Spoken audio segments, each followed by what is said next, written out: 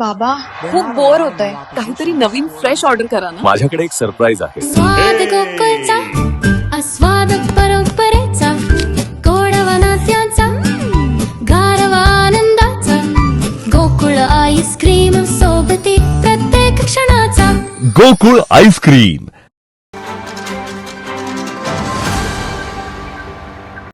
जीवनदायी गंगा आहे आणि ह्या पंचगंगेच्या अक्षरशः ही गटारगंगा झालेली आहे. याचं कारण हे जे प्रशासन आहे ते ज्याच्या वेळीला स्वच्छता करणं महत्त्वाचं आहे.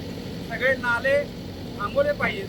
हे जे आता कचरा जो आलेला आहे हा दुधाळी नाल्याचा कचरा आहे, लोकांनी केलेला कचरा नव्हे. त्यामुळं दुधाळी नाला ताबडतोब ओळवला पाहिजे, त्याला STP केलं पाहिजे.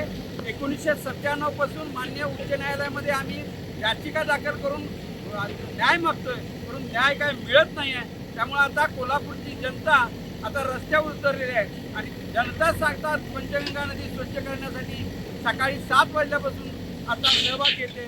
त्यामुळं प्रत्येक रविवारी काय ना काहीतरी आपला वेळ देऊन ही पंचगंगा प्रदूषणमुक्त होईल यासाठी हे कोल्हापूरच्या सगळ्या माझ्या भगिनी बंधू हे सगळे काम करत आहेत. त्याचबरोबर महानगरपालिकेचंही सहकार्य आम्हाला आज लाभलेलं आहे. अशाच पद्धतीनं वेळोवेळी जर स्वच्छता झाली तर पंचगंगा सुंदर आणि स्वच्छ होईल असं मला वाटतं.